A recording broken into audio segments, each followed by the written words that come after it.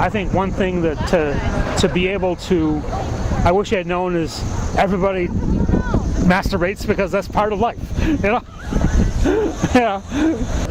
It's part of reality. I mean, if you don't know how to make your own system work, then how do you expect someone else to learn how to make your system work?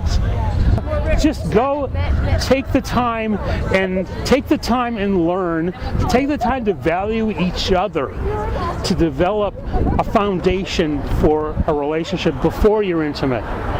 Intimacy is not just sexual, it is emotional, it's spiritual, and it's mental. There are 4 aspects of sexuality, of intimacy, that you have to have all 4 to be a fully functional couple. Yes. I think trusting yourself and feeling connected to your body. I mean, being present, being physically present is really important. Particularly in school, sex was represented in a very rigid, biblical sense. And I think I had a really difficult time thinking about sex in any other way besides between a man and a woman. So there was no fluidity in terms of gender or gender expression, and I think that was something that I also really missed out on in terms of thinking about my own sexuality and being able to play with that and being able to imagine it another way.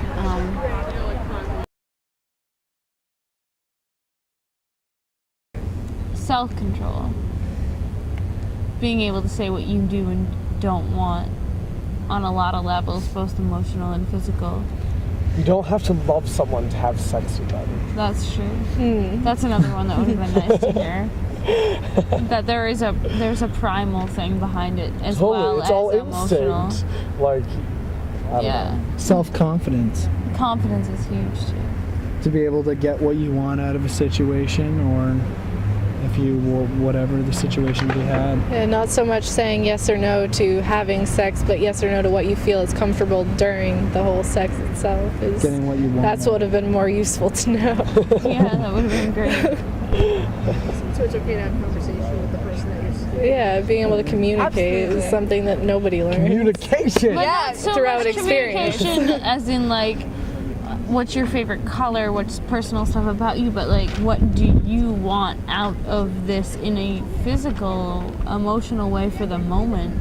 Not so much this long-term bubble that people create around like, oh, if you have sex, you're supposed to want to be with this person. This is supposed to be a long marriage. Although having random sex is pretty nice. Just well, like that's what I'm random out of the saying, blue, but- though. No, random sex is awesome. It's marriage, so I'm just like... But no, but like I'm saying that when you have that random casual sex, people tend to look at that as a negative, where it should be maybe more perceived as something that is a learning experience to what you're going to want out of that sex partner that you're going to want for the rest of your life. Not so much just right now, but well, what if I do this and no, I didn't really like it, but God, it was fun and I had a great time and we went out and we did this and we have a lot in common. I could probably be best friends with this person. Bad? Everything else, that exactly. everything else we learn from experience. Why not sex? For the rest. It's okay to talk about it. I mean, it's not this huge taboo subject. It's in the media, it's in movies, it's on TV every day. Every 5 seconds you see a scene of someone having sex or kissing or any affection like that. So it is out there, but no one's talking about it. So we just need to make it more vocal. I don't remember the sex talk. I don't remember having a sex talk. I just remember my knowing father about having it. a sex talk with me. I thought, that sounds disgusting. Why would anybody want to do that? Okay. And he had to have it several times with my brother before it took.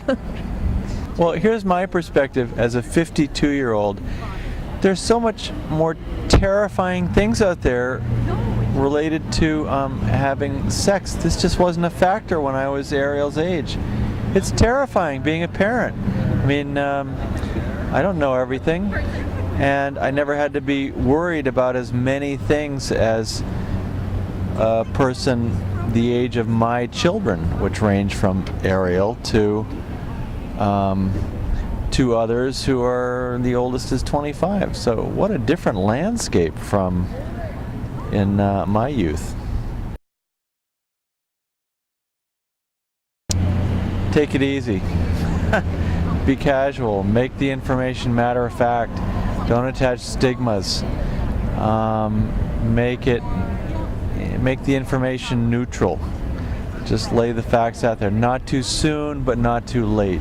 Don't give kids more information than they're ready for, but don't arrive on the scene after the information could have been helpful and wasn't there.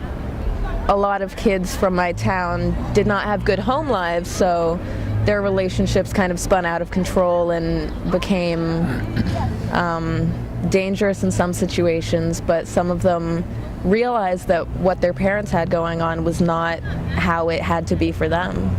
So that's a good point. You have choices. You can do better. You can always make changes. You can always make different decisions than the ones that have been modeled for you. Everybody gets another chance. I think it takes a long time to grow up and figure out what you want and how to be a husband, how to be a parent, how to be a child. I feel like I'm still learning how to be all of those things and more. And don't add in grandparent too soon.